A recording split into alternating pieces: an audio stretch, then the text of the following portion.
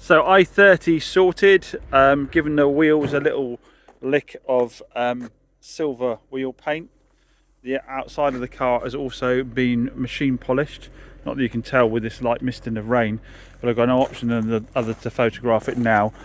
If it's dry again, I'll do a reshoot, but for the moment I just want to get it up for sale. So PD's just done oil and filter change on the Alfa, so that's 100% set to go. I need to go through with you in a bit how much that cost, because I just went down to Moore's and paid the bill, and it was quite a scary bill. So I'll go through that with you in a bit. So here is the Hyundai i30 that my subscriber bought from me, and he has bought it back for a timing chain, hasn't he? So this was, I think we're getting on probably 11, possibly 11 months now. But what happened was he initially told me that he was having a slight noise from the engine bay, I think about a couple of months into it. But it was so minor we couldn't really decide what it was, and we let it run for a bit longer and it seemed to be getting worse, and he was able to then record it and send it to the boys here at Moore's, and they said, we're pretty sure that's the timing chain. So as that can be classed as a pre-existing fault because he flagged it very early on, I agreed to have the timing chain done. He decided to come and stay overnight, I think, while the guys did it, so they turned it around within a couple of days. He also agreed to pay for the consumables, because obviously we're nearly a year on, so it was due oil and filter service anyway. So he's paid for the oil and filters, I've paid for all the timing chain fitting and so forth. So he's got a brand new timing chain in it. So I'm assuming that's fixed the problem. I've not heard from the lads at all, but I can't see whatever else it would be. I might ask them in a second if they can show me what the guides or the timing chain was like. If it was stretched though, there won't be an awful lot for me to see. Yes, obviously in for a nice bill on that one, which is probably going to counter one of the previous sales done this month. But it is what it is, we're trading old cars.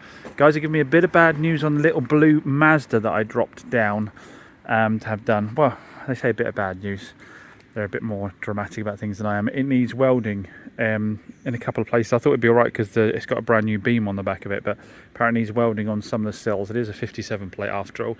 It needs a couple of brake pipes doing. They didn't know whether I'd want to get it all done. I said, well, it's worth this without an MOT, so crack on and do it. It might be a car that only making a few £100 out of, or just breaking even, but like I say, it's going to be absolutely worth this without the work done on it.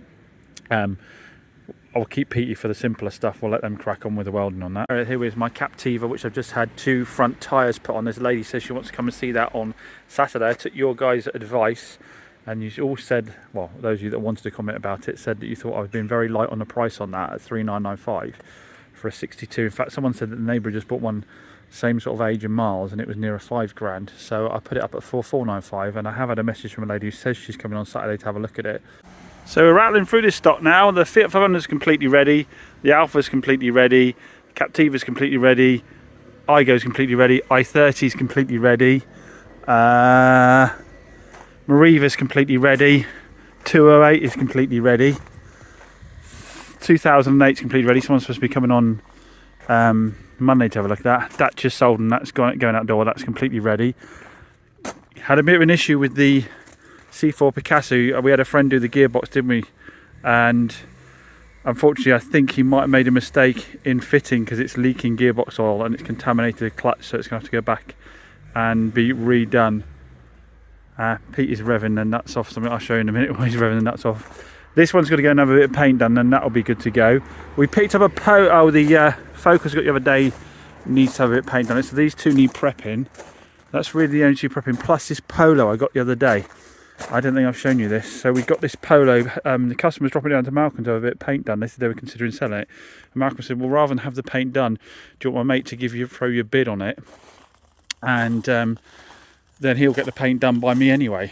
So we did a deal on it. 2012 1.4 Peugeot, so that's a Peugeot's Volkswagen Golf. It's a match, I believe.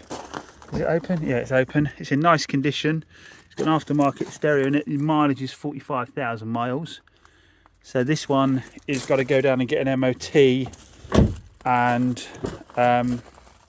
also get MOT and probably a service, I'd have thought. It was the sill that I think was dinged.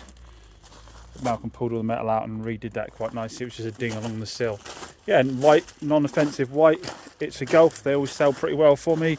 They're more expensive, but they all seem to sell. I take the Ford Focus down to move that bit done on the corner down there. I think, if he can fit it in before Christmas. Otherwise I'll do it myself. I've got to pick up the VW up he did a dent on. So what Pete is revving the nuts off of is the MR2. He's pulling the MR2 out to give it a clean up. Started on the button. Did need a jump pad because obviously it's been sitting for a long while now, but once the jump pad was on it, it started immediately. So he's going to give it a little clean, and then we're going to tuck it away, ready for its potential new winner, because they have a choice, don't they, of either choosing the Toyota MR2 or they've got the Fiat Barchetta or £5,000 cash. So whoever wins the next raffle can win the Fiat Barchetta, the MR2 or £5,000 cash, their choice. And there's a load of second and third prizes with topped on stuff. That is ending very soon, guys, very soon.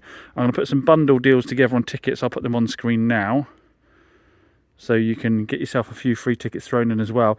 We are supporting Sophie's Legacy with this one. So that is the charity that helps families that have children in hospital. So this had a brand new MOT, a couple of months ago, which we got advisory free. And it is a good little runner driver. The mileage is low on it. I can't remember exactly what the mileage is on it now. It does need a blooming good clean from sitting inside now. What was the mileage on this one, Pete? Did you notice? Let's have a quick look.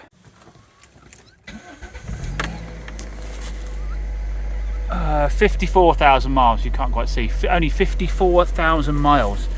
Really nice condition with the red seats. I left it outside and the hood wasn't really leaking either. So Pete's just going to give it a bit of a clean up.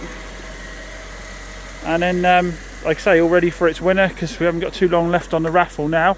We're getting the Barchetta back soon. That's just having a rocker cover leak gasket sorted out from when it had its head put back together. I think they might pinch the gasket, so it's just having a rocker cover gasket put back on that again.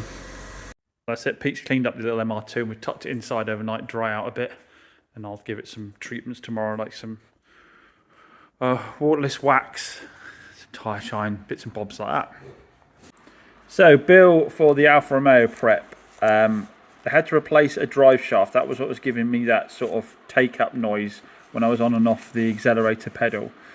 That was a bit of a scary one, because they ordered one online and when it came it was wrong, and when they rang the people back and said it was wrong, they found the right drive shaft, but also at the same time found out that Alfa Romeo were out of stock, and were months out of stock. So they immediately then went online and raised the price of the correct drive shaft to £900. So that was a bit scary. Luckily the boys found a used one and got hold of that for me. So then they MOT'd it. They had to weld a repair to an exhaust bracket, make welding repairs to offside and near side sills, which they then painted, renew an offside coil spring, renew rear brake discs and brake pads.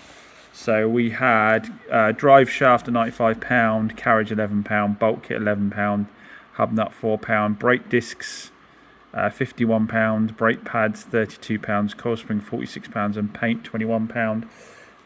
So £722 on parts, £380 on labour.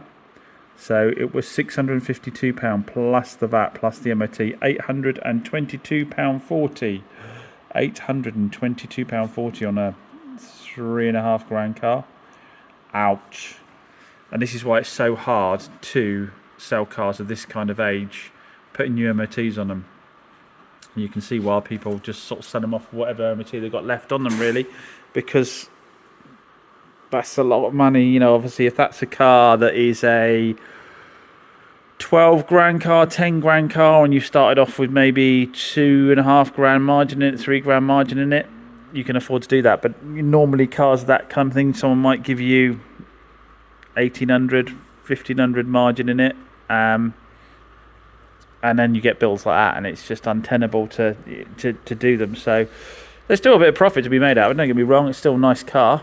I think you have to kind of throw away Auto Trader prices when you start to prep cars like that, because who's to know, the other ones that are 2010 that are kicking around, are they anywhere near in the condition that one is in? Absolutely stunning condition inside and out in terms of the bodywork wise. So, and it's obviously now we've also done a fresh service on it with PT as well, so that's on top of those costs there. So who's spending £1 grand prepping it? It's the best one out there. Unfortunately, you just can't communicate that through the adverts. I try and do it through the walk around videos, but people just filter by price, don't they? But that's going to make someone a really, really nice car. And although the margins end up being smaller on those, they do turn around. Normally, I touch wood, they turn around super, super quick.